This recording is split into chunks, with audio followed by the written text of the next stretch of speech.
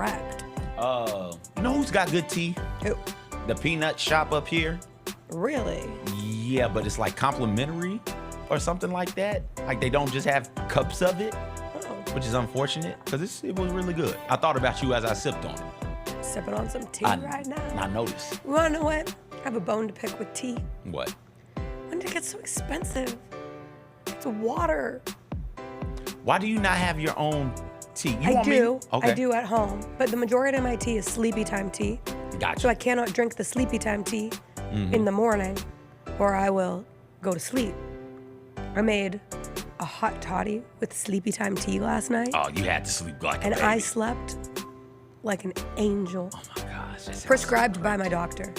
Okay. I went to my doctor yesterday afternoon. She And is said, that I sleepy shouldn't tell time you tea this. and hot toddy? But you should make yourself a hot toddy. Oh, turn up. I said, oh. I've I watched through the end of the Grizzlies game, almost devolve into an atrocity. I've reached the age now, well, not the age necessarily. I've reached the part in my tea drinking that I have the little, like, contraption so that I can grab actual tea leaves, put them in there, and then steep it like that. I'll bring you a couple of peppermint tea leaves. Please do. Yeah. That'd be lovely. Yeah. I have an instant water heater, which is great for tea. I went to Hustle and Dough yesterday afternoon to get a cup of tea because I know they have good tea, and they put it in a fancy little pot, which always makes it feel more fun to drink. I'm teed up. Time out. Oh, I was thinking more like Draymond. What was the song today? Drinking and smoking. What? It was some Future song, some Future Lil Uzi Vert song. Okay. It was fine. How did this song get on my... Did you delete it then? No, I kept it. Why'd you keep it? I actually added it to my half marathon playlist. You added it? You added it to another playlist? I know. The whole point of this is when you come across one of those songs to delete them. Yeah, well.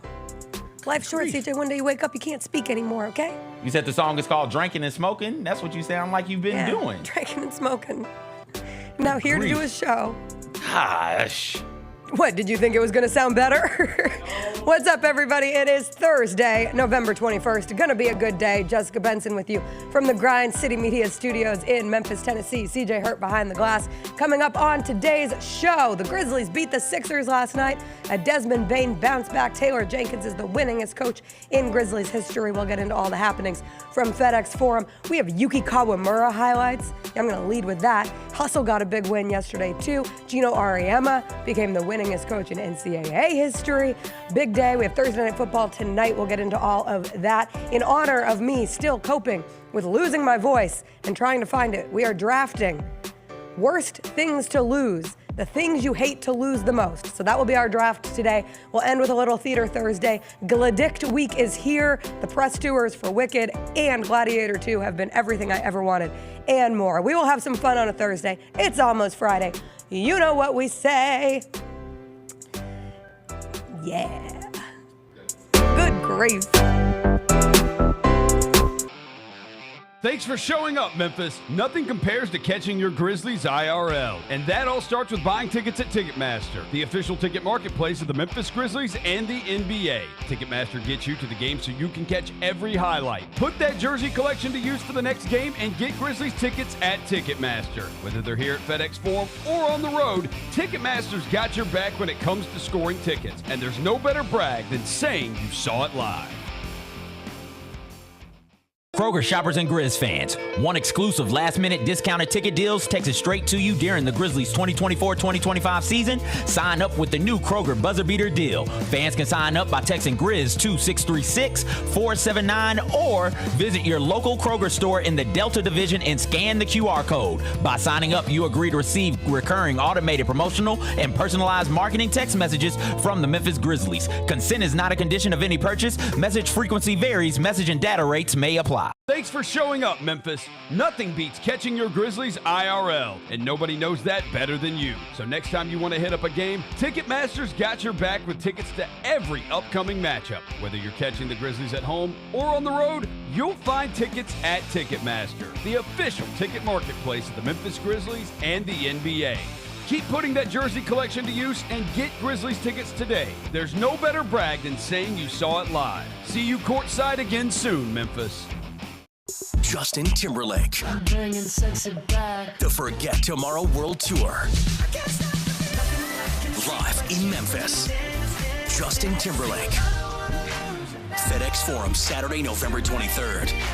Get tickets now at livenation.com.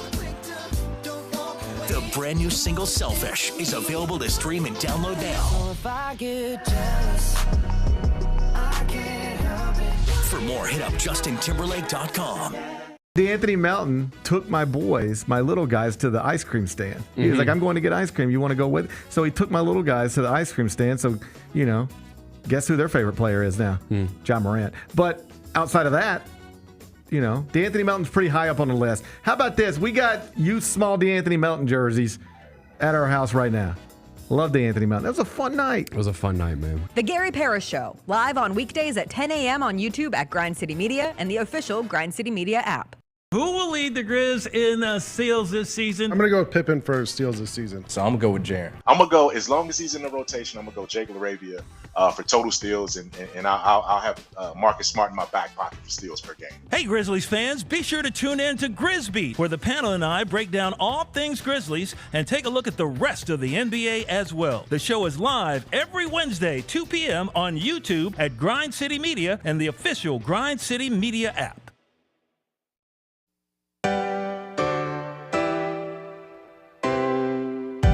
Feels great to feel the sunshine. Gotta own the day like it's all mine. Just got paid in his own time. Been working hard, I've been on the grind. I deserve this feeling, having my way. I've been on this healing. This is my day. The sun's out, let's have a little fun now. I wanna let it all out. That's what it's all about. Cause I deserve this feeling, having my way. I deserve this healing. This is my day. Grind City Media presents The Jessica Benson Show with CJ Hurt. Live from the Grind City Media Studios on YouTube at Grind City Media and the official Grind City Media app. What's up, everybody? Back in studio with, I'd say, 76% of a voice, CJ? 76? This sounds closer to 70 than that nonsense you told me on Monday. Yeah, that was like a 42%. That was nowhere near 70. I was trying to go the C's get degrees, and I was failing at that point, but I've now been on vocal rest since I left the show. How much talking have you done? Barely any. Okay. I was really committed to it. At one point, my mom FaceTimed me, and she was talking to me, and I was texting her my answers back to her communication. So I stayed as committed to the cause as I possibly could, which is very difficult for me to do. You really don't realize how much you talk until you're in a position where you're intentionally trying not to talk. Like, I'm a caller. I didn't really realize this. Like, I just call people. How many people do you call? Too many. A day? Yeah. Like, when I drive, I don't do well driving without having somebody to call. I call both my parents every day. I call Chris like 100 times a day. And then I have an array of friends that I call throughout the day. You're calling to talk to people throughout that's amazing to me. I know. I call my wife if there's an emergency. And I spoke to yesterday on the phone. I talked to my wife about the oven, which we finally got fixed. Congratulations. In time for Thanksgiving. Partially. The left side we can't use, but we can use the right side of the stove. Okay. And I called my sister because it was an emergency. And after I hung up the phone with my sister, my wife looked at me and said, "Oh, is everything okay? You're supposed to be closed. You don't make calls this late." I was like, "Yeah, it was an emergency, so I had to call it 2 people." And that was draining. That was a lot. And you're calling how many people in a day? I probably average calling 3 people a day, which is 3 high. people a day? Yeah. I know. There'll be days when I don't call anybody. I know. I'm not proud of it. I'm learning. But I sat in silence. I meditated. Wait. I read my book. You're calling at least 3 people a day because you're calling your mom, That's your what dad, I'm saying. and one Chris other. every day. Okay, so probably 4. 4 people a day? I would probably take the over. Like over. Jacob, 4. how many people are you calling a day? Probably not that many. Like, maybe 2? Maybe 2. Maybe 1? Maybe 1. A day? Yeah. That's astronomical. But for the last 2 days, I lived in a quiet place. You didn't call anybody? No. I also didn't watch a single thing. I was like, when you used to get like a mandatory sick day from work, it's like, sweet, what am I going to watch on TV? Nothing.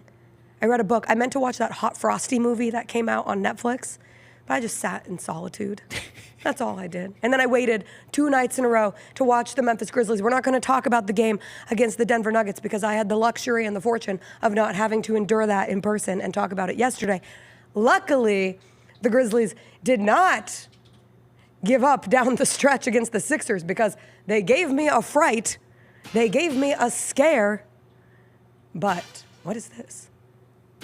The highlight music. Roll the highlights. We don't have highlights. We don't have highlights. We don't have highlights. If we did have highlights, it would be Desmond Bane 3, Desmond Bane 3, Desmond Bane 3. Oh, God, the Grizzlies are going to lose this game. Oh, good, the Grizzlies beat the Sixers 117-111. Phew, that was a close one as the Sixers fall to 2-12. The Grizzlies now 9-7.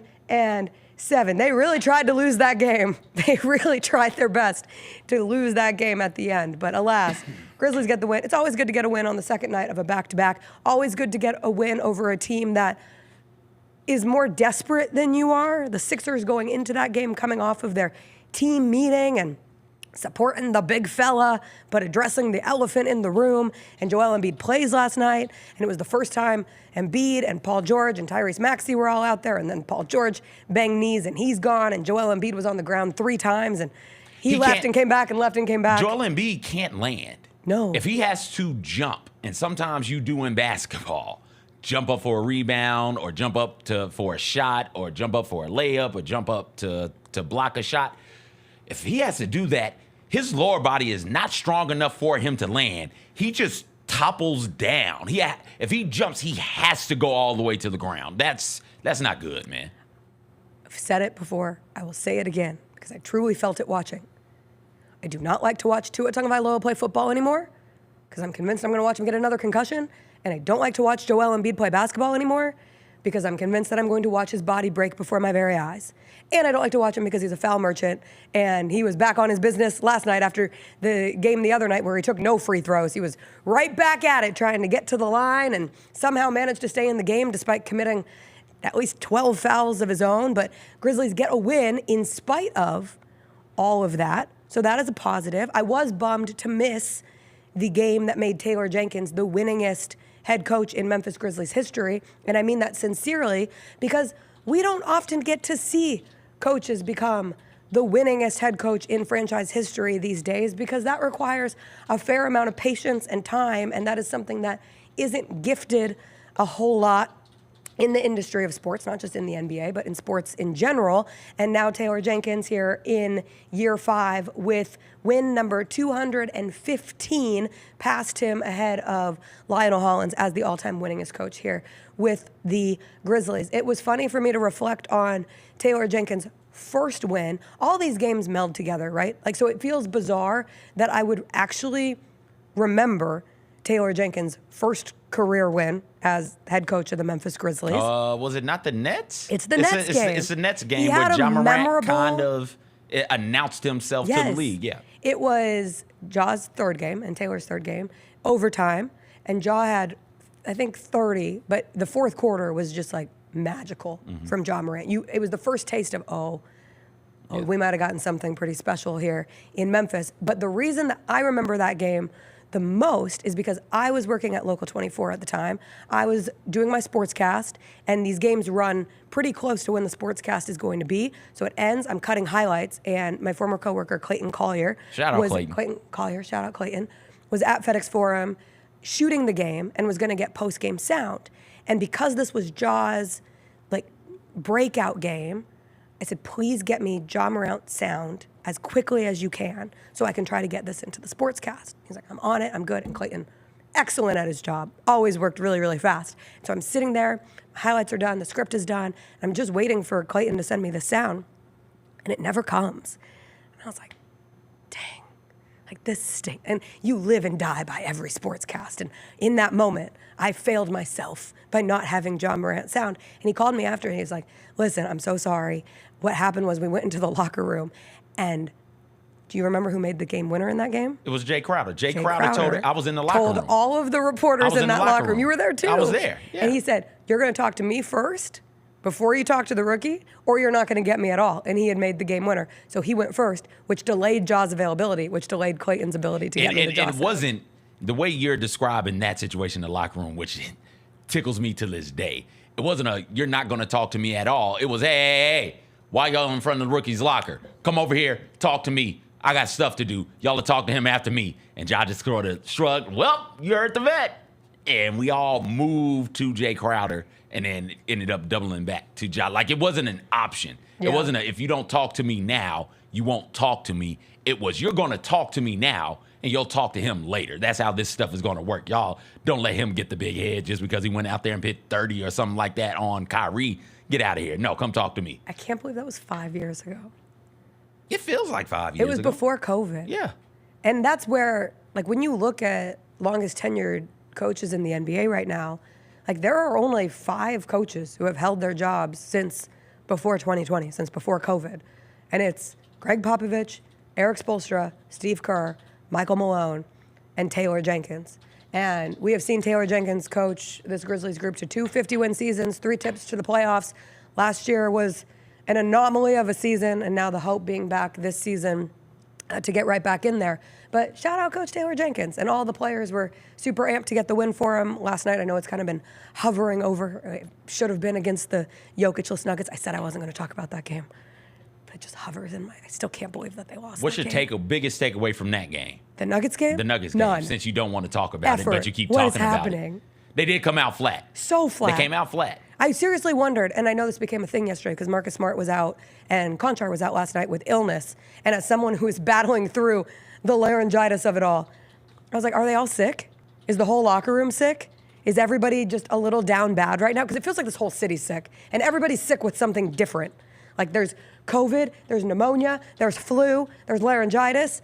Someone had a stomach bug. Like, it just feels like there's a bunch of stuff trickling. 'Tis the season, and the weather, I know, certainly doesn't help. But that was what stood out against the Nuggets the most, and they couldn't make shots. And guess what? Last night, they made shots. It's so weird how that works. When the Grizzlies go 19 of 43 from 3, when they shoot 44% from 3, when Desmond Bane makes 5 threes. And it was nice to see a good bounce back from Desmond Bane, especially after he had, after the Nuggets game, said, like, I don't want to misquote him, but essentially being like, I've been around this league. It's my 5th season. I've had these times where I've come back, started a little slow. I know how to get back. And he got back immediately with a 21-point performance. I thought the tone setting from Jaren Jackson Jr. and Desmond Bane last night allowed the Grizzlies to take advantage of a not very good Sixers. It's just not a good Sixers team. They don't play well together, and I don't care how down bad, backs against the wall. Like, if you're a bad team, it's hard to win games. And I will say, early on, I think the Grizzlies were 12 of 24 at one point, and they were from 3, which is great, in the first half, and they were only up 5. And I thought to myself, that could be better. That could be better because they're still turning the ball over. So, I mean, they had another 20 turnovers last night, which is allowing a team like the Sixers to stay in it. But the shots fell, and sometimes it can be as simple as that. I thought Jake LaRavia was tremendous last night as well. I know he was the walk-off interview on the TV broadcast, but we've talked so much about not just Jake as a scorer, but what he's done defensively. He's out there boxing out Joel Embiid and winning. He's blocking Andre Drummond, who Andre Drummond might be at the end of the road. Yeah, the 76ers got 2 of those right now. You brought up the tone setting from Jaren and Dez. Sure would be nice if one of them could close out a game for you. That's my thing with them. Yeah, you're right. Desmond Bane rebounding from not rebounding, grabbing the ball, but rebounding from that bad performance the night before, coming out balling the way that he balled. Great. Jaren, it seems like He also did rebound. He had a double-double. He also did rebound as well. Jaren, it feels like, has found himself defensively and is playing at the all defensive level right now, defensive player of the year conversation level right now. I don't think he was doing that earlier in this season, but it feels like he's hitting his stride defensively right now. And you couple that with the scoring.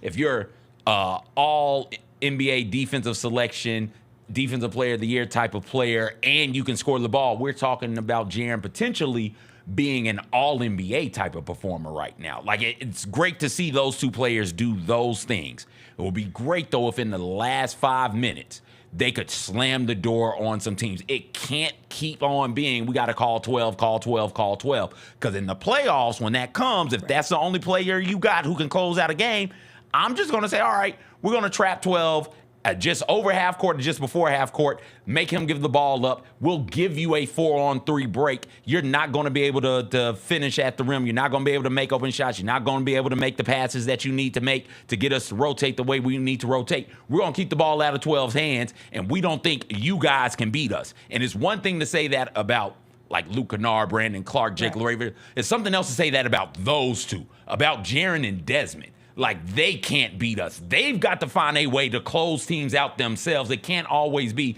lean on Ja the last 5 to 6 minutes a game. It was so funny you say that because I was moping last night while watching the game and drinking my doctor-prescribed hot toddy and hoping that my voice would come back.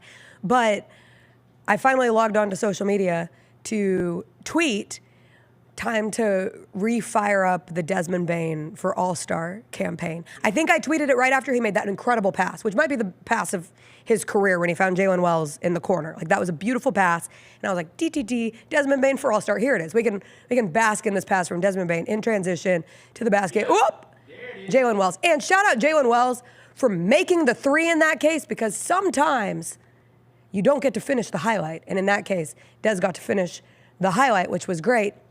But so I tweeted that, and then watching the last 3 minutes of the game, I was like, oh, might have tweeted that a little too early. Might have been a little too quick on that. Was it Oubre who just took the ball from Desmond? Yes. And then dunked on Jaren? Yes. Like, you can't have Kelly Oubre doing that to you. And that's just one of the many, many mistakes those two specifically made, or mistakes / non-playmaking that those two had the final 5 minutes of the game. And I will say a piece of that, like Scottie Pippen Jr. being on the bench until there was a minute and a half left in the game. Like, you need a true point guard. That's where getting Ja Morant back, and this is no disrespect to Scottie Pippen Jr. He is your backup point guard, and he has done a tremendous job in that role. But then he's on the bench, and then by the time he gets back in, and then you're having Des do the ball handling duties along with Luke Kennard. And I just felt like everyone was out of sync, which is not making an excuse. It's just one more layer of how that game, what it felt like watching the last 4 minutes of that game. Because I think by the time Scottie came back in, the Sixers are cut it to 6. But they are lucky that they made it out. Aren't they alive? In my head, well, I think, and maybe I got my expectations shouldn't be as high as they are for these two. In my head, it shouldn't matter who's on the court with those two to end the game. One of them should be able to close it out. If you got both of them on the court, one of them, if Jaren's out injured and Ja, or if Desmond's out injured and Ja, okay, fine. It would be great if one of you got to be able to close. And you've got both of them on the court at the same time. I don't think it too much matters who the ball handler is in that situation. It's those two making plays. That's what it comes down to. And last night, they didn't do a good enough job, especially the last 3.5 minutes. That's when the wheels really came off all the way for them. And thankfully, they held on for a win. If they had a loss, it would have been those two's fault and those two alone for me. But and right before that, because when did Jaren had the two, I think it was back-to-back possessions where he finished over Embiid, and you're just one of them should have been a foul. One of those possessions should have been Embiid's 6th foul. Yes. Right? Yeah. The other one, the foul where Embiid's on the ground and Jaren got called for the trip. He tripped him. That's a foul. Okay, Embiid dragged his foot over Jaren on the ground. Embiid can't pick his feet up. Embiid can't pick his feet up. up. Fair. That's fair. He can't pick his feet up. It's a foul. It's a foul. It's not a flagrant or anything malicious like that. Jaren was trying to get out of the way to get up, but it's a foul. Jaren was in the way. He tripped him up. It's a foul. Yeah. Embiid special. Down 4, ball in Embiid's hand. Jaren's defending him. Again, you can't get stiff arm to the ground. That should have been an offensive foul, sure, but you just can't go down like that in that moment. And thankfully, Embiid just throws the ball out of bounds for no damn reason. But like that wasn't good either. No, it was not. Couple other quick takeaways. We saw Cam Spencer for the first time. He had 2 assists in his first 2 minutes of play for the Grizzlies. It was great to see him. He only played 9 minutes, but excited to get more of the Cam Spencer experience. And Taylor Jenkins talked about what you don't see behind closed doors and just how hard Cam Spencer has worked. I can't wait to see more Of Cam Spencer? Felt like he was just always doing the right thing and just in the right place. Not a whole lot of stats, but just like, oh, Cam is there and help. Oh, Cam is making the next pass. Okay, that's good stuff. And for us to be saying that without him even making a three, like that's what you thought. Like, oh, is this a guy who can another guy who can come in and drain some shots? And the fact that he's able to impact the game in other ways, that will come. I think it's very encouraging. Yeah, that will come. You know he's got that. The stats part of it, I'm not worried about with Cam Spencer. That stuff will come. It's the fitting in to the system, and he did a great job of that in 9 minutes last night. I love for the Sixers, since they lost, I can say this. I love that Yabusele guy out of France who we watched for Team France. French Ben Wallace. Yes. I don't love watching him make open three after open three on the Grizzlies, but I love his game, and I love Jared McCain. Like, I will root for Jared McCain. That is a rookie I am rooting for, but I keep seeing people who are like, ooh, Jared McCain, ooh, Dalton Connect. That was the hot conversation yesterday coming off of Dalton Connect's big game. Like, come on, Jalen Wells is right here. Jalen Wells is right here, starting. Another 14 points from Jalen Wells last night. So, whatever. And he doesn't have to make the TikToks, although I do love Jared McCain's TikToks. Of course I do. Are his nails still painted? I don't know. I hope they are. So everyone else can lose their mind over something so stupid. Because he's cool. All right, we'll take a quick break. We're coming back. I don't know. He's cool. Yuki Kawamura played basketball yesterday. He sure did. And I cannot wait to show you some Yuki highlights from the hustle game yesterday. One that you have to see to believe. We'll talk a little Yuki, plus a big night for Geno Auriemma becoming the winningest coach of all time. And an interesting NBA Christmas production update. We'll get into it when we come back. Who do you see ending up in the SWAC championship game? So give me your East and your West based on what you see right now. If I had to say from what I've seen this year so far, I think you're probably going to get a Southern Jackson SWAC championship. Get all of your HBCU sports and culture news by tuning in to HBCU Huddle with CJ Hurt and Mike Wallace. New episodes drop every Thursday on grindcitymedia.com, YouTube, and Spotify. Let's face it, there's a lot of trash talk in basketball, but the great teams let their performance do the talking. Like Ford F-150 with Pro Power on board, a class-exclusive industry-first feature that turns your truck into a mobile generator and leaves the competition speechless. Ford F-150, official truck of the Grizzlies. Greatness starts here at your Mid-South Ford dealer. Class is full-size pickups under 8,500 pounds, GVWR. There's no substitute for experience, the knowledge gained from having been there before, and the passion to share what you know to make everyone around you better. It's true in basketball. It's true in banking. Grizzlies checking from Pinnacle. Play hard. Bank easy.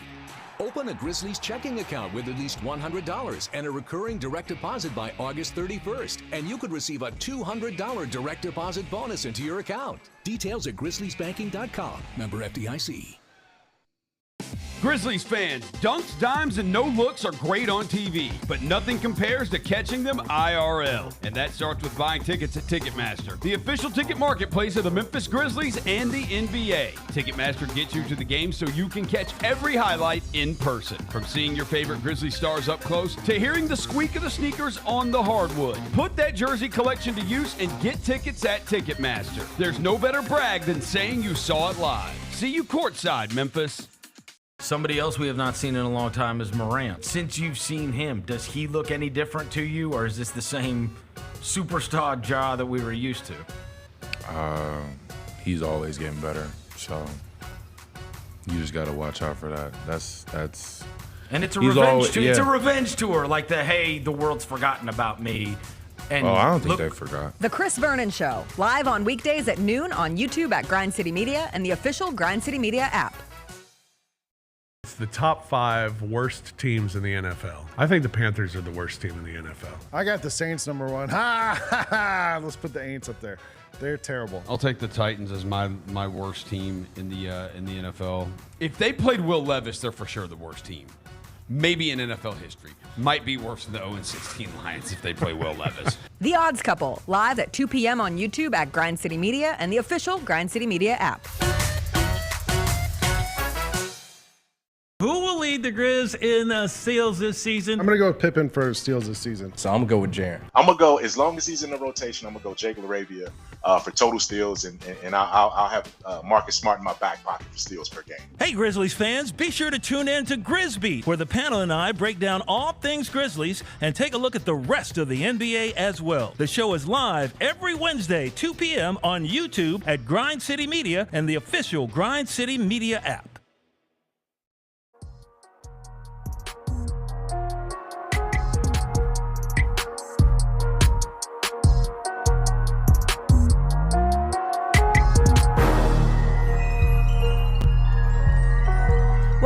Welcome back. Grizzlies off today, off tomorrow. They then play in Chicago on Saturday before coming back for a holiday extravaganza. The week of Thanksgiving, they play home games on Monday, Wednesday, Friday, and the following Sunday. So get your tickets now because it'll be fun.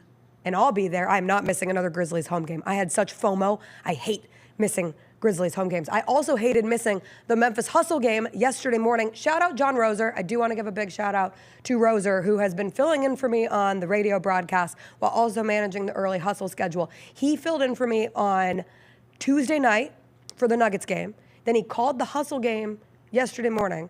And then he filled in for me last night in the Sixers game. So that is a lot of talking for Johnny Hustle. But the Hustle got the win. And I'm just here to say it. Yuki Kawamura is the biggest show in the G League this season. Find me somebody who's a bigger show than Yuki Kawamura. And don't give me Bronny James only playing games in Los Angeles. Yuki went off for the Hustle yesterday morning. He had 16 assists for the Hustle, along with his 15 points. These Yuki highlights are everything. Oh, Yuki makes the Hustle offense go around. Oh, you want another one? Between the legs. Oh. No look. Bye. The best part about that play is he told him to go backdoor with his hand, and then my man decided to cut backdoor. Yuki's a legit floor general. I cannot describe Look the at this attitude. one. This is my favorite. Oh! Just a little slingshot pass down low. He has so much And look how small attitude he with his is. game. And I mean that in the attitude. I don't remember which Mary-Kate and Ashley movie that's from, but that's what I think of when I watch Yuki Kawamura play. He is that is a Mary-Kate and small Ashley and mighty. I think it was Passport to Paris. No. Yes, it is. I don't think I saw a It's Passport when they meet to the Paris. French lady and she's like, attitude. Okay. All Anyway. right. Maybe I did see it. Yuki's Look at got that. You gotta nothing get a but hand attitude. up. He's Hand got the down, three. man down. I saw these highlights cross my timeline. I said, I can't be sick for work today. I have to go and share the good word of Yuki They're Kawamura just making to it the too easy people. for Yuki. What type of defense was that? If you are not have plans, or if you do not yet have plans to go watch the Memphis Hustle, you have to figure out a time that Yuki Kawamura Get is to a going to be Hustle game. playing and go watch him at a Hustle game. A double-double for Yuki yesterday. Have we shown the half-court lob? Not yet. It's coming. What was the double-double? 16-15? 16-15. Come on, man. Yuki chasing down the rebound. 16-15. Come on, y'all. What are you doing? You got to stop ball in transition. Nope, He's there it is. everywhere. Yuki. Come on, man. This guy's incredible. He can't Block be stopped. up. Get a hand up. Another three. Like, what are you doing, man? Do you want to play in this league or not? Get a hand up. That's freaking Yuki Kawamura out there. In the middle of the zone. How do you beat the zone? Get to the Down. middle Just of it. get to, and then find there your it open is. teammate. There's the corner. Like, come on, man. So this highlight reel of his full game highlights. Is this a half-court lob? I think this is a lob coming. No, this isn't it. The lob was going the other direction, I swear. Okay. This highlight reel here. I think did I send the lob separately? I don't think so. Oh, now I have to send the Now lob you have separately. to find the lob. Oh, man.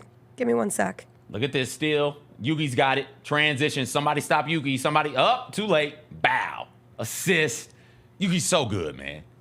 Shout out to Yuki. The thing that's so fun about him is that, like, so often Put him on skates. You could Bucket, be- get it out the net. you become like a character, but you're not good, right? Like, you're like a sideshow. Yuki's not a sideshow. Yuki is the show. Like, Yuki Chasing down is another the rebound. show. He wants it more than these dudes. Come on, You're man. going to get out-rebounded by a 5'8" dude? That's He embarrassing. wants it. He wants it. It's embarrassing. Yuki plays with the sort of energy and charisma that we want certain players to play with, more talented, bigger, more athletic players to play with, right? Like if Ben Simmons played like that, just that type of energy, that type of effort, that type of intensity, we'd all fawn over Ben Simmons. We'd love on Ben Simmons. There are great players in this league who don't play like that, with that type of passion and that type of desire, that type of want to impact the game. They just do it because it's their job. Here we go. I'm sorry. Come on, man. A half-court lob to Mal Pereira? Like Yuki. A half-court lob? Like, who are you? If I'm a high school basketball coach right now, I'm putting on the Yuki highlights. Because, like, you guys can do this. You might not be able to make it rain from three like Yuki can. You might not be able to make those passes that Yuki can. But you can, damn it, hustle like Yuki. You can try as hard as you can. And that's what there's never going to be a question about whether or not Yuki Kawamura is out there trying, whether he's giving it his all. Like, if Yuki's playing in that loss to the Nuggets, we're not saying, Yuki kind of started slow. Yuki was a little sluggish. No. Yuki's coming out there, the gate, giving it his all, man. He puts the hustle in the Memphis hustle. Yeah. He's first team all good vibes, and it's just nice when those good vibes are attached to legit play. That clip of the half-court lob to Mal Pereira has already generated over 1.2 million views on social media. The full highlights, like a 3-minute highlight package, has over 400,000 views. People are drawn to watching Yuki play basketball, and it's plays like that show why, but it's also the joy of which he plays the game. Like, he is just so joyously contagious to watch. Like, you cannot help but smile when you're watching Yuki play basketball. And I love the continued friendship that grows between him and Josh. Josh showed up at the Memphis Hustle game yesterday morning. Like, I'm not trying to They always show up for those things. Yes, but a 10:30 a.m. game? They always show up. Not always. On a game day? I know he's not playing. Okay. But still, like, it's a busy schedule of a day. So to show up in the morning. Not if you're not playing. You're going all the way out to South Haven. Did you go? I have. Jessica, do I need to tell you what I did yesterday? Get out of here. Did you go to South Haven? Stop it. I would have, but go ahead, though. He shows up. Yeah. And then the clip of Ja, like, protecting Yuki before the game went viral last night, where somebody runs in to Yuki here pregame between the two of them. They're dapping it up, talking. This guy kind of runs into Yuki, and Ja's like, "Get out of here." And everyone said, "Find someone who protects you the way Ja protects Yuki Kawamura." And I just love that this has become the buddy comedy of the NBA. We don't have enough. Adam Silver wants to know why people aren't watching the NBA as much. We need more storylines like Ja and Yuki. That's what we need. More of that. He blamed it on the World Series and on the election. Shaq blamed it on style of play. Too many threes, everybody running the same thing. I think it's because the world has not yet understood that if you tune into every Memphis Grizzlies game, you get to see Yuki Kawamura on the sidelines interacting with Ja, with the rest of this team. Number one teammate, number one in our hearts. Give him the key to the city. Take it away from Drake. Give it to Yuki. Just gonna take Drake keys? Yes. Okay. It's about time. All right, he'll never do a concert here then if we take Drake's keys. Oh, no. You say that, but you'd want to go to a Drake concert if it was here. I don't know at this point. Oh, at this point, what are you talking about? I'm not going to seek it out. I wouldn't pay money to go see Drake. Here? No. Okay. Well. If someone gave me tickets. Okay. Please. All right. Yeah, Yuki's great. Yeah. Good Shout to see out Yuki. Shout out the Memphis Hustle. Legit, why do you think people aren't watching the NBA right now?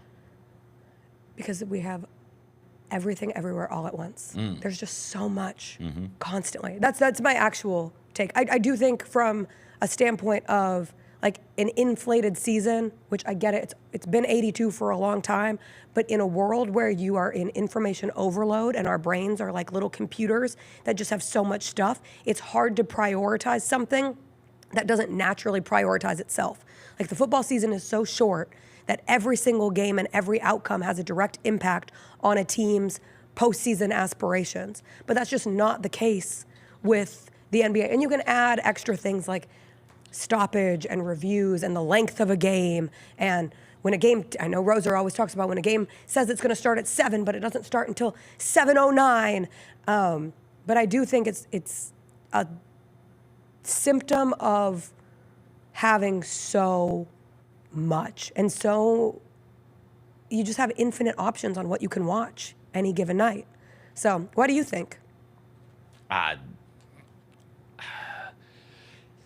The everything everywhere all at once thing is probably the reason why. What day is this of consecutive football? Oh, 1,000,002. Yeah, right. Like, so some of that is being taken away because for some reason some people would rather watch Akron versus Miami of Ohio over the Magic versus the Pacers, right? Like, some people would Akron, do that. Kent State.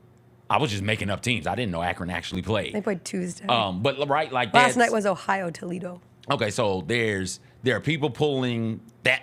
College football is pulling your eyes away on Monday, Tuesday, Wednesday. NFL is playing on Thursdays. College football is also playing on Fridays and Saturdays, and then the NFL is on Sundays. The oversaturation of football, not just professional but collegiate as well, is pulling eyes away from basketball this season. I think that there may be something to the lack of American star with personality that we care about, either on the positive or negative side of things right now. Yeah. Aging LeBron, aging Steph, that storyline, whatever storyline centers around those two, as great as they are, it's kind of old. It's trite at this point. It doesn't really interest the people, I don't think, at least, the way that it did in 2014, 2015, 2016, right? Yes. Think about, it's been a decade of their storylines because they've been the two best players in the NBA. Throw Kevin Durant in there. They've been the three best players in the NBA, and they're continuing to play at a really, really high level, but we've kind of grown bored with them. There's not that young star that we care about in that sort of a way. Jaylen Brown, Jason Tatum, young American stars. Like, we don't blow super hot or super cold on either of them. Are there haters of both of them? Sure. Are there people who just fawn over them? Yeah, but most of us aren't on the extremes with them. Even Anthony Edwards, most of us aren't on the extremes of Anthony Edwards. The one player people do seem to be on the extreme side of is Ja Morant, and they extremely love him. That I don't think there's any extreme Ja haters out there just yet. Extreme, okay. like just hate just because. Yeah. So I'm not sure until the NBA gets that star in, that American-born star specifically in the league. I think they'll struggle with viewership early in the season. But I think that makes it hard too, because it becomes even as Ja continues to, we've seen the numbers on social. The proof is in the pudding. If you put Ja Morant highlights out, if you put Yuki highlights out, if you put Ja Morant highlights out, the people will come. But those are just highlights. And because highlights are so accessible, I also think people's attention spans is going to continue to play a role in sports, period. Because even I've noticed my attention span gets worse by the day. TikTok does not help. And the kids are on TikTok. I am a kid. I am on TikTok. But the kids are out there watching things in just bits and pieces. And so to sit down and watch the entirety of a game isn't really an enticing thing for younger people. In order to make the game enticing, it has to be it can't just be individual. Yeah. It has to be storyline. So it has to be rivalry based. It has to be figuring out ways to tell the story of a game. And again, that comes down to making those games matter. But even when I was watching Jared McCain last night, he has over 3 million followers on TikTok. Why don't the people who follow Jared McCain on TikTok tune into every Sixers game? Well, for one, sometimes it's hard to get games, so that's an issue too, with blackouts and League Pass and everything that goes into that. So figuring out a way to make those more accessible to everybody. But also, they just want to see him dance.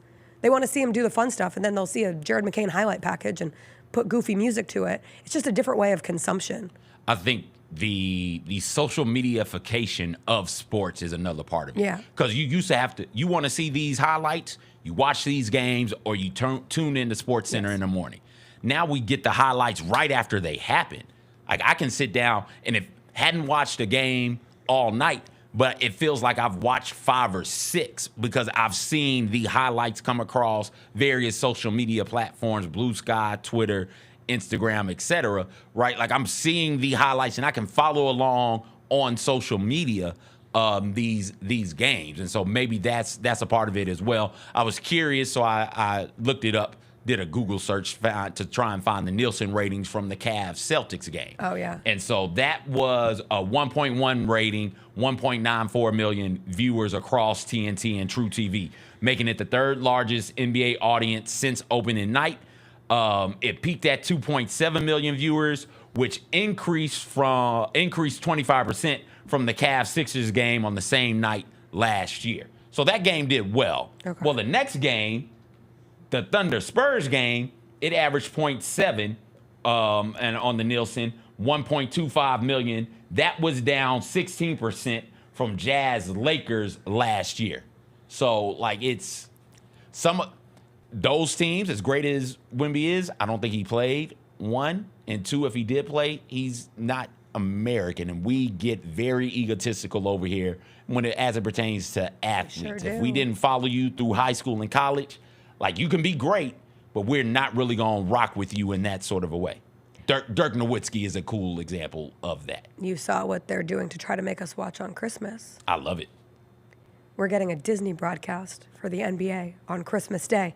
It is Disney's Dunk the Halls broadcast for Spurs Knicks. Speaking of Victor Wembanyama, when you think of a Disney character that is Victor Wembanyama, who's the first that comes to mind? Woody, gangly.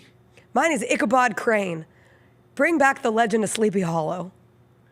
Yeah, Oh, okay. That's a deep cut. That's a deep cut. That's a deep cut. That's a deep cut. Give me some Ichabod Crane on Christmas Day. Give you Ichabod. Is that what we're calling it now? Yeah. Okay. Ichabod. I can't wait to say that tonight. Ichabod. Girl, I got that Ichabod Crane. Ichabod, Ichabod. Someone should drop that in a rap lyric. I feel like it'd go hard. Really? Yeah. Do I need to make a lyric and you rap it again? No. No. I am excited for the Disney broadcast, although I do think it's funny because they're a little behind. Obviously, we've had the NFL Nickelodeon broadcast now for a minute, and the NFL has moved on to having Beyonce on Christmas Day.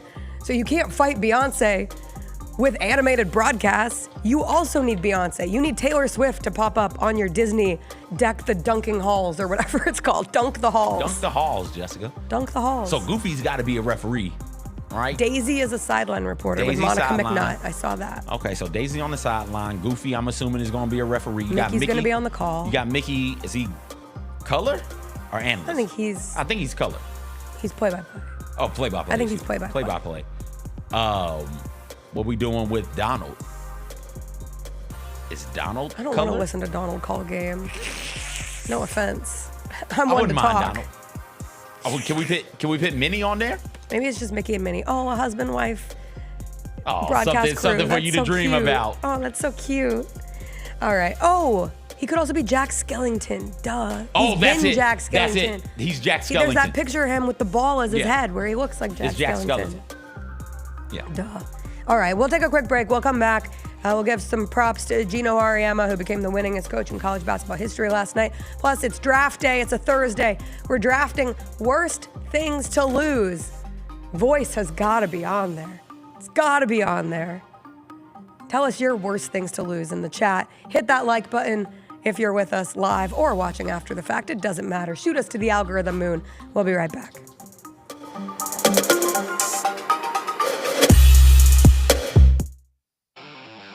Thanks for showing up, Memphis. Nothing compares to catching your Grizzlies IRL. And that all starts with buying tickets at Ticketmaster, the official ticket marketplace of the Memphis Grizzlies and the NBA. Ticketmaster gets you to the game so you can catch every highlight. Put that jersey collection to use for the next game and get Grizzlies tickets at Ticketmaster. Whether they're here at FedEx Forum or on the road, Ticketmaster's got your back when it comes to scoring tickets. And there's no better brag than saying you saw it live.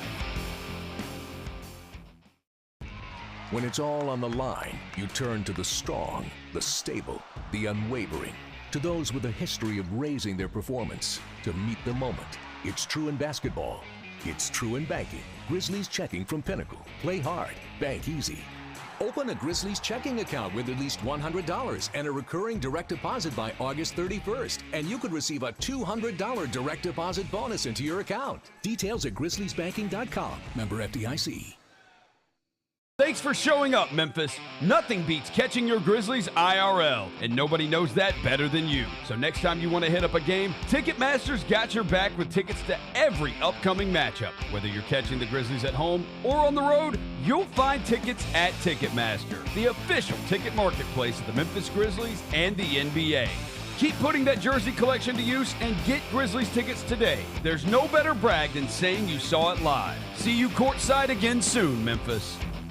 I can't tell you how many people texted me and thought it was the funniest thing ever that you were sitting on the front row in your jersey. Yo, no. You were wearing a Tony Allen jersey on the front row. They're like, yo, tell him to check in. That joke was smeety. I told Tia, I said, Yo, man, I you did should have a hoodie on, though. I mean, a sweater on. I told Tia, you should have sized up on that joint, man. Yo, shout out to Robin Hood, man. The Chris Vernon Show, live on weekdays at noon on YouTube at Grind City Media and the official Grind City Media app. Anthony Melton took my boys, my little guys, to the ice cream stand. He was like, I'm going to get ice cream. You want to go with? So he took my little guys to the ice cream stand. So, you know, guess who their favorite player is now? John Morant. But outside of that, you know, DeAnthony Melton's pretty high up on the list. How about this? We got youth small DeAnthony Melton jerseys at our house right now. Love DeAnthony Melton. That was a fun night. It was a fun night, man. The Gary Parrish Show, live on weekdays at 10 a.m. on YouTube at Grind City Media and the official Grind City Media app. Who will lead the Grizz in steals this season? I'm going to go with Pippen for steals this season. So I'm going to go with Jaren. I'm going to go, as long as he's in the rotation, I'm going to go GlaDicked for total steals, and I'll have Marcus Smart in my back pocket for steals per game. Hey, Grizzlies fans, be sure to tune in to GrizzBeat, where the panel and I break down all things Grizzlies and take a look at the rest of the NBA as well. The show is live every Wednesday, 2 p.m. on YouTube at Grind City Media and the official Grind City Media app. Goldberg announces he's going to have a retirement match in 2025, and he said this on College Game Day. We know you're trying to ride the coattails because the 2025 is supposed to be the year of John Cena. Goldberg, I have a message for you, my guy. We don't care about your retirement match. Your retirement match was 3 years ago. Go somewhere, go away. Tune in to Grind City Wrestling weekly on the Grind City Media app and on the Grind City Media YouTube channel.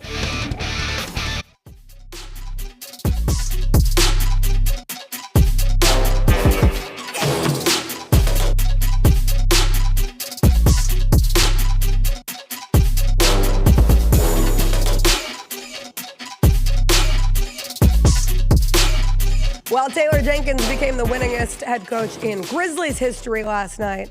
Geno Auriemma became the winningest coach in college basketball history. Yes, CJ. Real quick, that's awesome what Geno did. Yes. We're going to talk hot and heavy about it. Going back to the NBA viewership conversation, how much of it is that the NBA isn't on basic cable? You got to have TNT, ESPN, or some other streaming service to Yes. watch games. I think it's Right, big. I also think it's big, and it's not something they can solve, but that there's not a clear day. Like they don't own a day.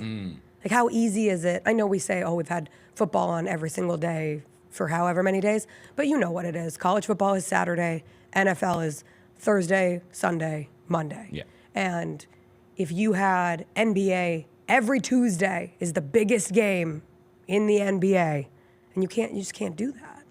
And Tuesday's not a good day. And Tuesday's of the a bad week day. for the biggest game. It would have to Friday would be your best case. Friday, yeah. And Friday. you're still going to It can't compete be- with some college It football. can't be Saturday or Sunday because those already belong They're to football. taken. Okay. Geno, awesome. No give backs. Good grief. Good grief. Can you How many imagine wins? being Fairleigh Dickinson and you had just a casual, I guess there's never a casual game if you're Fairleigh Dickinson and you have to go play UConn, but the knowledge that UConn was so confident that Geno was going to get his 1,217th win, that they brought back like 60 alumni, that Maya Moore came out in public to be at that game for Geno and UConn last night. There was a picture of Maya Moore, Sue Bird, and Diana Taurasi sitting behind Paige Beckers, and it was like, holy crap, that is so much women's hoop star power in one space. But Geno overtakes Tara Vanderveer as the winningest coach in college basketball history. He has 11 national championships. He has 23 Final Four appearances, best winning percentage in college basketball history at 88%, 59 conference titles, 6 perfect seasons, 27 All-Americans, and 5 former number 1 picks. For someone who went to UConn, like 40 years ago as a stepping stone job, it is pretty remarkable what he created there. I went through and counted, so my numbers may be off. Okay. But I think he's had 49 players drafted in the WNBA draft. And he's had a player drafted in the WNBA draft in every year of his existence, but like 3. I think they were like 2004, 2021, and then another year sprinkled in there. Like that he's having the success winning. He's having the success of championships. He also has the added success of, hey, my player's going to the WNBA also. And when you think about the WNBA, if I ask you 5 greatest WNBA players of all time, at least one of them is going to be a player coached by Geno at the collegiate level, which is phenomenal. I think Nafisa Collier was there last night as well.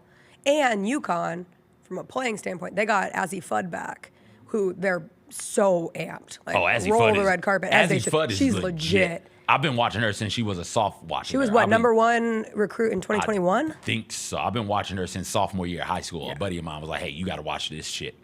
Azzi Fudd is next after Juju. And we haven't seen her and Paige barely at all together because Paige got hurt 2 years ago, and Fudd missed a lot of that season too. And then last year, Fudd only played 2 games, and then Paige gets that team to the Final Four. So the excitement around those two and this UConn group this year. Geno hasn't won one since 2016, and it would be quite the story. We love stories in sports, but if the year he became the winningest coach in college basketball history, if he also got another one, would be very storybook-like for the UConn Huskies. Dawn Staley in South Carolina beg to differ. So does Kim Mulkey in LSU. So does Juju Watkins and the USC Trojans. Okay. Well, they're not going to do anything, Jessica. They'll get to the round of 32 and get bounced. Boo. That was rude and unnecessary. We'll see. We will see. All right, let's do our draft. It is Thursday. It is draft day. And in honor of me losing my voice, we are drafting the worst things to lose. What are things that you absolutely hate to lose or would hate to lose? Who gets the first pick? Are we duck racing? I hope so. Jacob, what do we got? Duck race. Oh, my duck has a helmet. I'm Spider Duck. Let's get it going. Spider Duck. Hey, you know how this is going to go, Jessica? Does whatever I'm storming Spider ahead. Duck does. There's no way you're going to lead the whole way. There we go. Like the Grizzlies letting go of a lead. Here we go. There he is. I demand a reset. This has happened 4 times in a row. I'm sorry. I train my ducks better than yours. I apologize. What, you have a duck farm? Yeah. That sounds... Is it humane? I'm going to call PETA on your duck farm. I will say, I haven't had any of my mutant ducks get lost in the woods. Well, that's a win. Unlike Alpha Genesis. That's a win. Worst thing to lose, your parents' house keys. As a young lad, losing the keys to the house. It led to you being locked out until your parents got home. And 2, when your parents got home, you were in so much trouble losing them damn keys. Keys to the house. Specifically keys to the parents' house. Yeah. But keys in general. House keys in general. Sure. Did you ever lose your house keys to your parents' house? Oh, yeah. Oh, yeah. It's like I can't wait for my parents to get home, but I know I'm getting a whooping when they get home. Oh. So I kind of can wait. But it's getting dark and it's a little chill in the air. I'd really like to go inside. Also, I'm kind of hungry, but I can't. Yeah, I started, this might be news to my father, he's watching. I started leaving certain windows unlocked so that when I lost the key, they wouldn't know and I could just open the window and climb in. But yeah. I crawled in through the doggy door once. Oh, it must be nice to be that damn small. Yeah, it was. Because otherwise I was going to get in big trouble. All right, my first thing, worst thing to lose, my number 1 pick. A Game 7. There's nothing more emotional than getting all the way to a Game 7 only to lose. You are on the cusp of the promised land of a sports fan, of being a fan of a team that just won it all, and instead you lost. So you could say the big game, losing any big game stinks, but losing a Game 7, I would liken it to losing a loved one. That's a good pick. Game 7 losses hurt.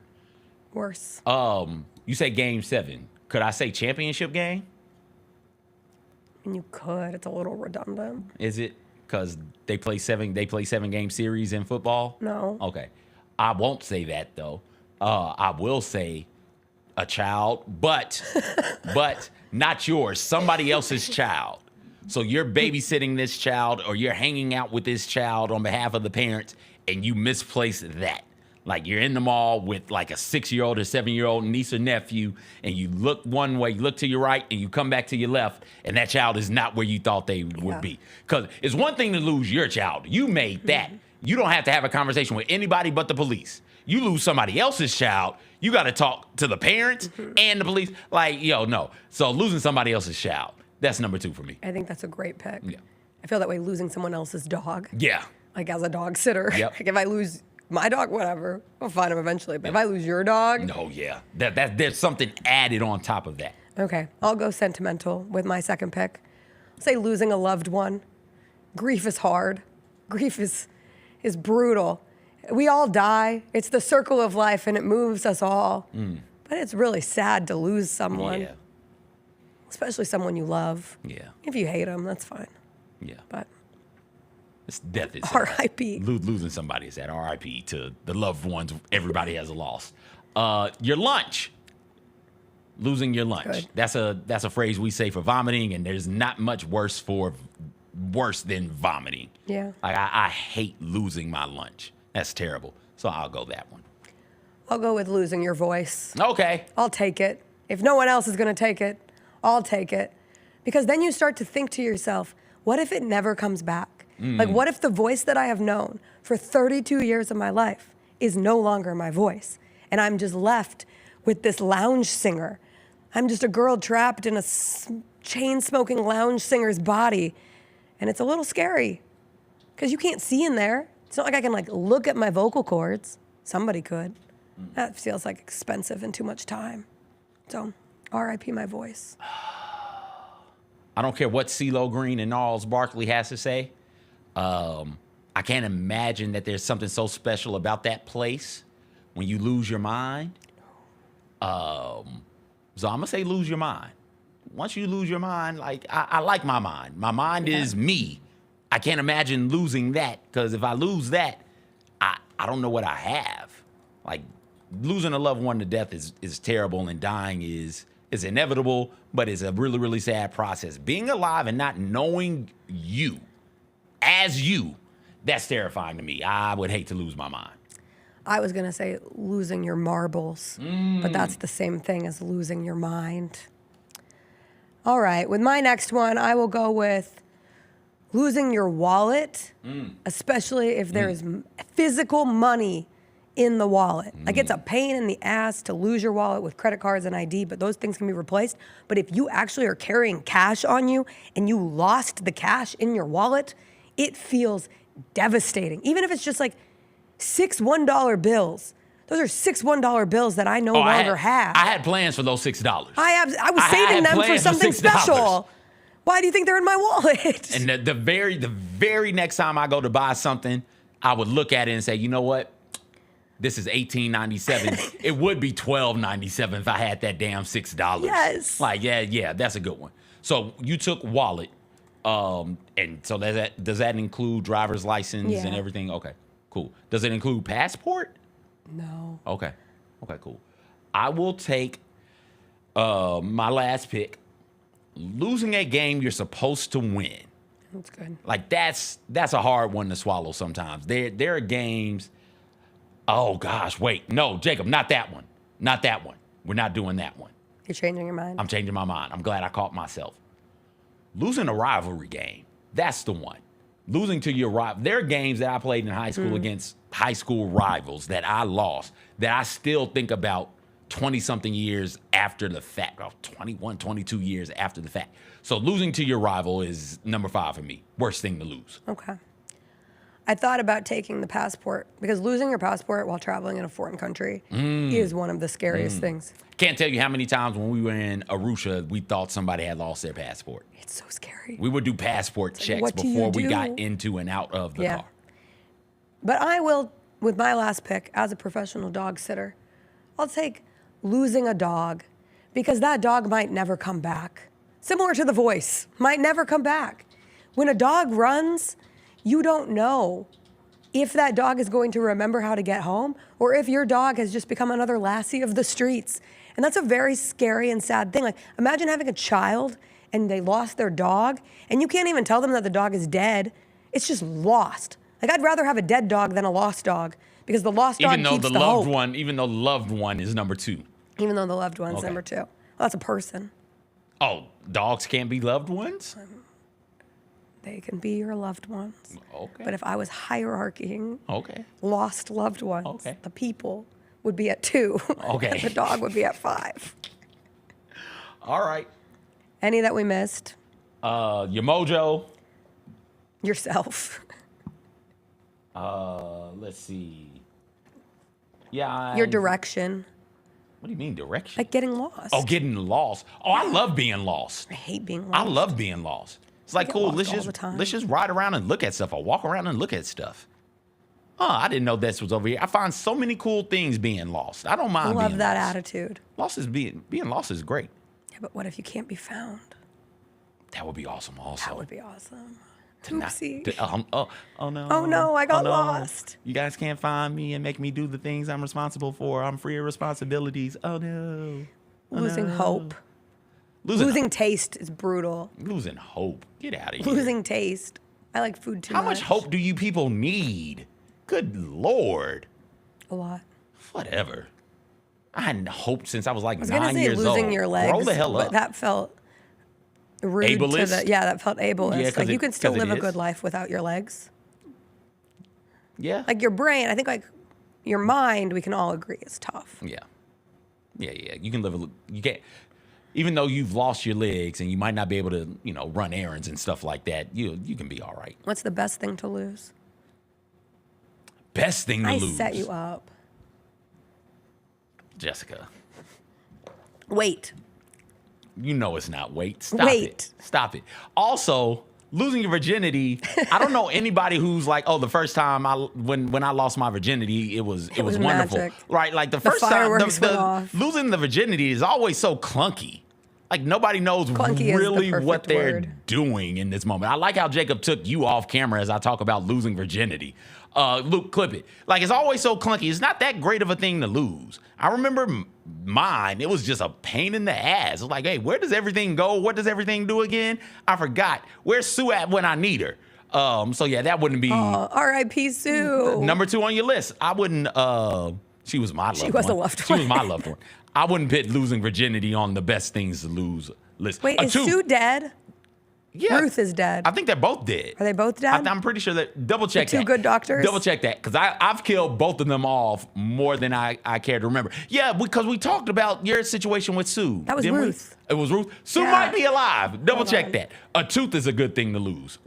A baby tooth specifically. Only a baby tooth exclusively is a good thing to lose. Sue died last year and Ruth died this year. Okay, there we go. 2 legends gone too soon. We've had a couple submissions for losing your phone.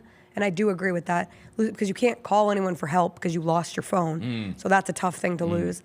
And we've had, what was the other one? A job, losing your job. No one wants to lose a job. I've lost jobs before. It's fine. Oh, it's not that bad. It's fine. It's a bad one. It's fine. Okay, Just you're go get fired. another one. Bye. No, don't go. No. Don't go. All right. I don't like this place that much anyway. So best thing to lose, I'm going to say a baby tooth. What about you? A baby tooth? A baby tooth, yeah.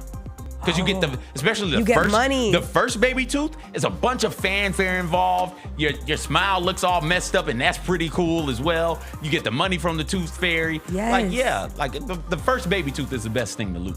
That's a good one. Yeah. Can't think of anything else. I might win. You were so focused on virginity that. Yeah, sorry. Yeah. You know my brain. Yeah. Oopsie. You're why, this show is rated MA now. I saw for mid-ass. Is that what MA is for? Yes. Thank you. Yeah, no problem. You think I didn't see that? That's why we get black. Usually you don't. That's why we get blacked out on the YouTube at people's jobs and stuff. That's why Miss Kim can no longer watch us on her work computer. Because we're rated MA? Yeah. All right. Speaking of MA, GlaDicked is here. We're going to take a quick break. We're going to come back. We've got a little theater Thursday. Because I'm so excited. Wicked and Gladiator 2, they're coming. So can you to the theaters this weekend. We will be back to talk about the two most anticipated movies. They're saying this is going to save movies, CJ. It's going to save lying. movies. How many times have they said that? So many, but I believe that these two are the ones. We'll be right back.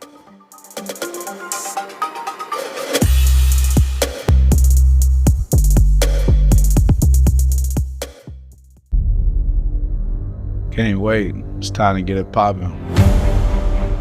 It's gonna be crazy. The fans are gonna be loud. We need just energy. We're gonna need, the Forum rocking. We're gonna need, everybody in Memphis to be out there to come to support. When the fans are good, we're good. Simple as that. A Bane 3, yes sir! Desmond Bane with ice water in his veins. We'll ride the energy together. Sonic Radio. Welcome back to Sonic RNDIO. That spells radio with me, the CIO. This just in, the new Sonic $1.99 menu lets you build a crave-worthy meal for just $1.99 an item. Whether that's a creamy shake, crispy tots, or a quarter-pound double cheeseburger. This just out. Ostriches. They're mean, not very cute, and in my opinion, way too big for a bird. Don't miss the Sonic Fun 99 menu. 5 items, always $1.99. Live free, eat Sonic. Tax not included. See menu for details. Grizzlies fans, dunks, dimes, and no looks are great on TV, but nothing compares to catching them IRL. And that starts with buying tickets at Ticketmaster, the official ticket marketplace of the Memphis Grizzlies and the NBA. Ticketmaster gets you to the game so you can catch every highlight in person. From seeing your favorite Grizzly stars up close to hearing the squeak of the sneakers on the hardwood. Put that jersey collection to use and get tickets at Ticketmaster. There's no better brag than saying you saw it live. See you courtside, Memphis. Now every time you go to Miami, you can go see, that's a statue of me there. No, I don't look nothing like that thing, man. Look, I'm sorry. I would have been offended. Look at that. That is Oh my God. That is Colleen. Oh, look. Hey, y'all got to get that screenshot, man. Put that on the... The Chris Vernon Show, live on weekdays at noon on YouTube at Grind City Media and the official Grind City Media app. It's the top 5 worst teams in the NFL. I think the Panthers are the worst team in the NFL. I got the Saints number 1. Let's put the Aints up there. They're terrible. I'll take the Titans as my worst team in the NFL. If they played Will Levis, they're for sure the worst team. Maybe in NFL history. Might be worse than the 0-16 Lions if they play Will Levis. The Odds Couple, live at 2 p.m. on YouTube at Grind City Media and the official Grind City Media app. Who do you see ending up in the SWAC championship game? So give me your East and your West based on what you see right now. If I had to say from what I've seen this year so far, I think you're probably going to get a Southern Jackson SWAC championship. Get all of your HBCU sports and culture news by tuning in to HBCU Huddle with CJ Hurt and Mike Wallace. New episodes drop every Thursday on grindcitymedia.com, YouTube, and Spotify.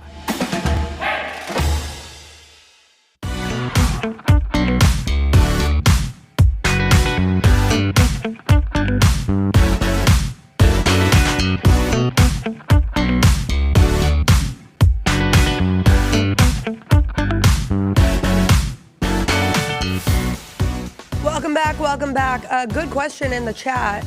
If we are having an ad retirement tomorrow on this show. We only retire the ads if it's Hall of Fame, right? You got to be the Justin you got to be Timberlake. Anita Baker. Who's Wake Up and Munch It?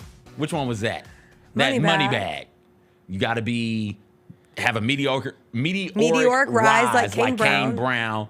I feel like we put one of the Chris Stapletons in there because it ran for like 2 years. Tennessee Whiskey. Listen, Are we putting the Justin Timberlake ad in the Hall of Fame? We'll make it a poll question tomorrow. But I think it's in there. I don't think it is. Although I did see him, he was getting shots up in the Tennessee Volunteers basketball arena, and I was like, come on, You said getting man. shots up. I was like, wait, shots up where? What are we doing, Justin? Like, is Justin This is going to ruin the tour again. Lang thinks it's a Hall of Fame commercial. I think it's a Hall of Fame commercial. I don't. Other Jacob doesn't. Kyra thinks it is. Peanut Butter Bacon Time Hall of Fame Oh commercial. my gosh! What a callback! What a time to be Peanut alive. Butter Bacon Time. Shout Epic out Hall of Wubs Fame. in the chat. We'll never Texas forget toast, you. another one. Texas toast. Texas toast. Okay, well, we'll decide. We'll let the people decide. We'll know. The good people. You'll know 9 o'clock if you see Justin Timberlake commercial running 3 times. You'll know it's a Hall of Fame commercial. Yeah. Have you bought your Wicked tickets yet? I need to talk to the wife to see what she wants to do. If she wants to go this weekend or next weekend. So no. Have you? Yes. Oh, We're which on theater? Friday. Studio on the Square. Okay. I was too late for Powerhouse. Powerhouse sold out. Not all the way sold out, but like front row, and I don't want my neck to be crinked listening to Popular and Dancing Through Life and all my favorite Wicked songs. But like if you're in the front row, you can like actually get up and dance to the songs, and you can lip sync them. Yeah, you can. Emphasis on the lip sync. If anybody in my theater sings on Friday, I will throw popcorn at you. They are trying to get people not to sing at the Wicked movie by doing special sing-alongs over Christmas. They're going to have special theaters where you can sign up for like a sing-along viewing of the movie. Because I am not paying to hear you sing. I'm paying to hear Cynthia Erivo and Ariana Grande sing. So I swear, CJ, you know how I feel about people singing during shows. Why is your fist clenched so tight? Because I'm gonna... I won't be able to handle it. This voice is a much better voice for when you get mad. Oh, I'm angry. Your other voice you is way too like high. me when I'm angry. Yeah, like this voice is good. Yeah, I feel like I could actually mess stuff up. Yeah. I'm kind of intimidated a little bit. Because Gladiator 2 and Wicked, or as I've been calling it, GlaDicked, and not enough people. SNL called it GlaDicked. Well done. Not enough other people have They called it GlaDicked. Oh, yeah. They didn't. Or GlaDicked. Or GlaDicked. GlaDicked. GlaDicked. GlaDicked. Yeah, something like that. GlaDicked is right there. I won't stop until everybody says GlaDicked as it was intended. You trying to but put, you also, trying to put GlaDicked in everybody's mouth? This Thanksgiving, get GlaDicked. And also, Moana 2 is coming out in time for Thanksgiving as well. And they're anticipating that this will be the largest post-pandemic box office weekend that we have had. It could be the biggest Thanksgiving weekend in history in terms of overall revenue. Right now, Thanksgiving 2018 holds the record for generating the most revenue. Wait. 2018. There's no way you get this. It wasn't Black Panther? No. 2018. What was it? But somebody in Black Panther is in one of the movies. Okay, here we go. All right. So it's got to be Chadwick. No. It's got to be what's the Michael B. No, it's not Michael B. Is it Michael B? Yes. It's not Creed, is it? 2. It's Creed 2? Creed 2. Krampus? No. Was that Krampus weekend also? No. Okay. Creed 2 and what else? Ralph Breaks the Internet. Oh, great movie. And Fantastic Beasts: The Crimes of Grindelwald. Another good movie. Okay. That weekend had everything. Movie for kids, which is big, which is where Moana 2, and I think Wicked will draw a fair amount of younger people. The children probably shouldn't go see Gladiator 2. They should only have the ict of the GlaDicked. But in 2018, you have a sports movie in Creed 2. When I'm with my family and we're trying to find a movie to see over the holidays, I feel like sports movies are usually at the top of the list. They feel safe. Feels like a safe family gathering. Unless you watching He Got Game. Unless you're watching Michael B. Jordan, Creed 2, but like that's fine too. And then Fantastic Beast is a part of a series or a world in the Harry Potter universe that brings a lot of people in. But they are thinking that this could be even better than that. The Moana 2 piece of it, they're calling the Moana Apocalypse. We're out of control. The Moana Apocalypse. Come on, man. The GlaDicked Moana Apocalypse. That sounds like a dinosaur. Does it? Yeah. All right. But that's what they're anticipating, and I cannot wait. The press tours for both Wicked and Gladiator 2 have been everywhere. I sent you the clip of old girl on Sesame Street with Oscar the Grouch. Yes. Yeah, it's wonderful. What's her name again? Cynthia Erivo. Okay, yeah, they were singing about being green and loving the skin you're in. It was cool. You know, that's how it goes. Well, that was better than her appearance on, she was on the Dax Shepard podcast, and I used to listen to the Dax Shepard podcast.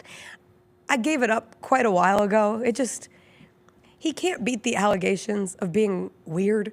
And he did it again because Cynthia Erivo was on Armchair Expert, and Dax Shepard asked if he could ask her an inappropriate question. And I guarantee you would never guess what that inappropriate question was. I mean, the tweet is up, but what was it? It was if her long fingernails made it difficult to wipe when going to the bathroom. He says, does the tissue go on the tip of the fingernails, or do you try to get the tissue? Buddy. What's wrong with the question? It's weird. It's a question a lot of dudes have. A lot of dudes have that question. Yeah, just do it. We don't have not yet. We started painting them. We hadn't started doing the long acrylics just yet. So before we start doing the long acrylics, we need to know what the proper wiping procedure is and how hard/easy is it. I have that thought from time to time when I see women with super long nails. It's like, oh, okay. Like, I bet you she can, like, if she's got an itch, I bet you she itches the hell out of that mother effer. But how does she Actually, wipe? hard to itch. Really? Because you get scared that you're going to break your nail. Jessica, look You at don't you. want Learn to- me something. You don't want to scratch and break. It is difficult to function with long nails. What's the and hardest, I don't have as long as What's the hardest thing to do Cynthia's. with long nails? Contacts, for me. Okay.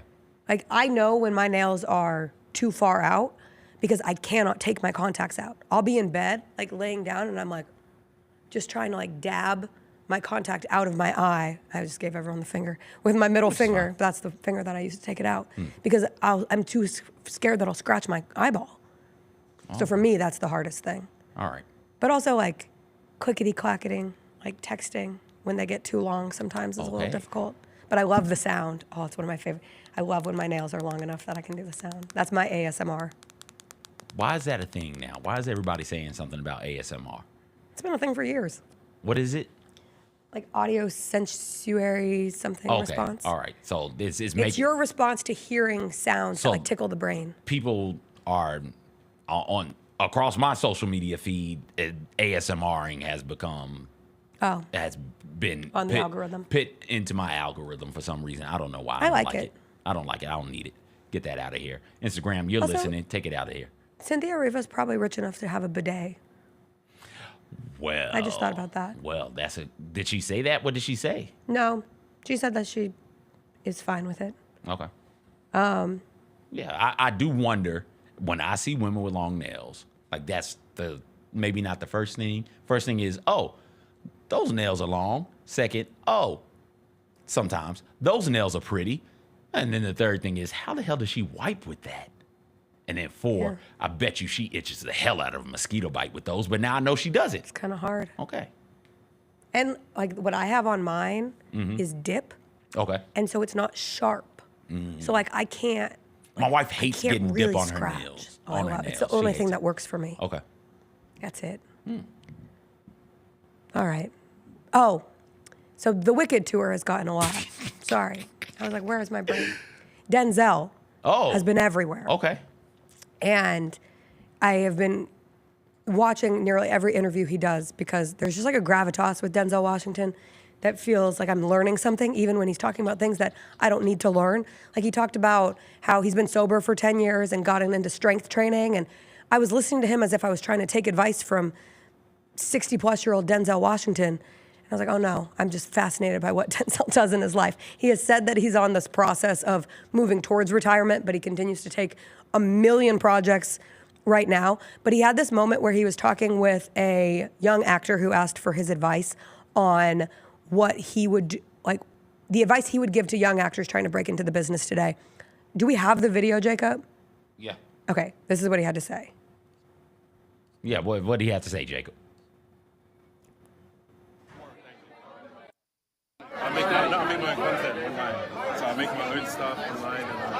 You can't learn to be an actor online. You got to get on the stage. Yeah. Find a little theater, anything. If you're just a guy holding a spear in the back to begin with, you got to get on stage. Okay. That's where I started. If you want what I got, do what I did. Okay. I'll see you at work. Thank you. Can you imagine Denzel Washington being like, I'll see you at work? Like, I'd be so inspired to go find a small stage. I'd be on stage right after that. Be like, all right, bye, I'm done with this red carpet nonsense. I'm going to a stage over here. I'm finding a stage. Any stage. Fourth grader. Just a small little theater. A fourth grade play. Get out of here, fourth graders. I'm the tree in this damn play. Let's get it going. Theater in the round. Yep. Yeah, is there a Christmas pageant? Thank God I don't have a solo in the upcoming Christmas pageant. Oh my God. Can't sound worse than them awful sounding ass kids. Silent night. There you go. Holy night. Stop laughing and you're good to go. Don't go high, go low. Oh, there you go. Well. There it is. That's the octave you need to be in. I just love teacher Denzel. Yeah. And I hope the children listen. Mm-hmm. He also said he got in a little hot water because was giving an interview somewhere where he talked about a kiss between him and another man in Gladiator 2 that got taken out of the movie. I saw that. And then Ridley Scott was like, no, that never happened. He's like, well, it was just a peck. It was like a part of the action or whatever. You're saying we could have had the men kissing in Gladiator 2 too? They took that from us? Yeah. They knew it was too much. We had an election on November 5th that decided that we weren't going to have dudes kissing in movies Oh my anymore. gosh. The girls are upset. Just like a little makeout sesh. How much man meat do you ladies need? All of it. Good grief. We're starved. Stop objectifying us. You should see my group chats are all about Gladiator 2. It's all about Paul Mescal and Denzel Washington and Pedro Pascal. Denzel doesn't look like sexy in this movie though, does he? He's always sexy. Okay, all right. He's just one of those types of people. He's a forever sexiest man alive. Got you. All right. The fallout of the sexiest man alive continued last week. What? With apparently quite a few people turned it down. I didn't realize that by You doing can't turn it sexiest down? Man, you do, because there's a lot of like promotional work that you have to do with it. You have to Okay. do a photo shoot. You have to do an interview. Okay. And some people don't want to do that. Who turned it down? Apparently, Glenn Powell. Oh, okay. All reportedly, allegedly. Okay. And Ryan Reynolds. And they often have a trend of doing people who are not like current stars. Yeah. So that's where we're at. Gotcha. One other piece of movie news before we get out of here. As the president of the Colleen Hoover Hater Club at Grind City Media, because I'm the only woman and I'm fairly certain none of these men read Colleen Hoover books. I've never heard of her. Yes, you have. I gave you the whole spiel. Remember the cutesy domestic violence movie that came out this year? It Ends With Us.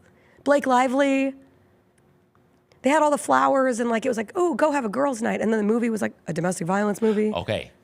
I'm back. Remember? I got it. That author. Okay. It's Colleen Hoover. Okay. I'm not a big Colleen Hoover fan. Okay. She has another book that's being made into a movie. Ooh. It's called Verity. Let's go. It's going to star Anne Hathaway.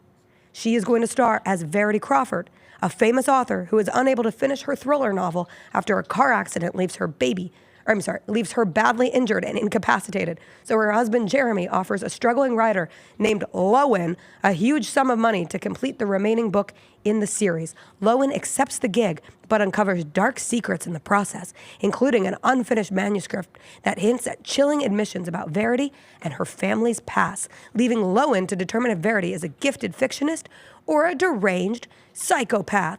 This book is described as a gothic psychological thriller. I've read Verity, and I have one thing to say. If there aren't teeth marks in the headboards of this movie, what are you doing? Yeah, what are you doing? It's the whole reason to read a Colleen Hoover book. Yeah. Wait, why? Yeah. Why are we? It's a part of the story. I can't give it away. Why are we? Now you decide not to give things away. I can't spoil it. Now you decide. Are we just in the throes of passion biting headboards? In this book. Really? Yeah. It's smutty. smutty. This is, but this is like smutty psychological thriller. Is it Anne Hathaway's character? Yes. Oh, I got to see this movie. I hate that I'm going to want to see this. I hate Colleen Hoover. I hated It Ends With Us. It was a horrible movie. It was a horrible book. She's not a good writer. I love people reading, and so I sit in this very difficult space between wanting to support everybody who reads, but the books are not good, and they're being made into movies, and It Ends With Us made a stupid amount of money. It made $349 million, and the budget to make it was $25 million. So of course they're going to make this. Of course they're going to get a star in Anne Hathaway. But Anne Hathaway deserves better than this material, and yet I will be there to see it. And that makes me mad. So you're telling me there's a scene where somebody's back is getting blown out, and Anne Hathaway's character is Don't say the it one? that way. What am I supposed to say? Don't say it that way. But that's what it is. And that's Annie Hathaway. You're going to watch this movie, right? Yeah. You're going to come back and let me know if Annie Hathaway's is getting the back blown out. And I if so, don't I'm think going it's to going go to be see that it. way. I bet they'll just like show it. Like they won't show it, but they'll like show the headboard. I I just don't need remember this my to book be- club, when my book club read this book and we were talking about it afterwards, we were like, when this book inevitably gets made into a movie, because it just has all the inner workings. They really try to market it as like a Gone Girl type story. Like Colleen Hoover tries to market herself as a Gillian Flynn type author. And we said, the only way this movie works is if they show bite marks in the headboards. So now it's on you, Colleen. It's on you, Anne Hathaway. You watch this movie, and then Anne Hathaway's did that movie about the white girls from the suburbs who wanted to join like a Latino gang at one point. Wait, and what? Yeah, there was, I can't remember the name of it, but there was a scene in that, not involving Anne Hathaway's though. Like she didn't get that one. You know how you get into a gang if you're a lady. The choo-choo. And so they had to roll dice to figure out how many. Oh my gosh, I forgot about this movie. What's it called? It's called Havoc. Yes, and so there was a scene in that, but I don't believe Anne Hathaway's ever like showed anything. But if you're telling me there's a chance in this movie that happens, then like I'm there. So you go watch it and then you report back to me whether it is, hey, they just show the teeth marks, or hey, see, they show some back blow outage. You should go watch the Anne Hathaway movie from this year, The Idea of You. Why? It was a sweet little fan fiction rom-com. I don't want to watch that. I want to watch the teeth marks in the headboard. Have you watched My Old Ass yet? No, I plan to on Friday. We talked about some of my Friday plans. You're gonna watch? When I get off of the bus Friday, that's one of the things on my to-do list. I support it. It's a good one. All right. We made it through another day. Tomorrow, my voice is going to be at like 79%. Really? Yeah. All right. You don't think I can do it? Fingers crossed. I don't want to tell a woman what she can and can't do, even though we had an election. Just going to go have another 8 medicine ball teas. What happened to tea being $2? Just, I'm going to bring you some peppermint tea tomorrow. Okay. I'll bring you enough to get you through the weekend. Thanks. All right. Appreciate it. We'll see everybody tomorrow. It will be a Friday. Lang Whitaker will join us because he hasn't done enough filling in for all the things on the JBS show. That was redundant. Jessica Benson show with CJ Hart. We'll be back. We'll wrap up the week. Thanks, everybody. Consensual heart hands. Bye. Do y'all read Zane books? Y'all should read some Zane. No. Yes. Wonderful. Are you aware of Zane? No. Zane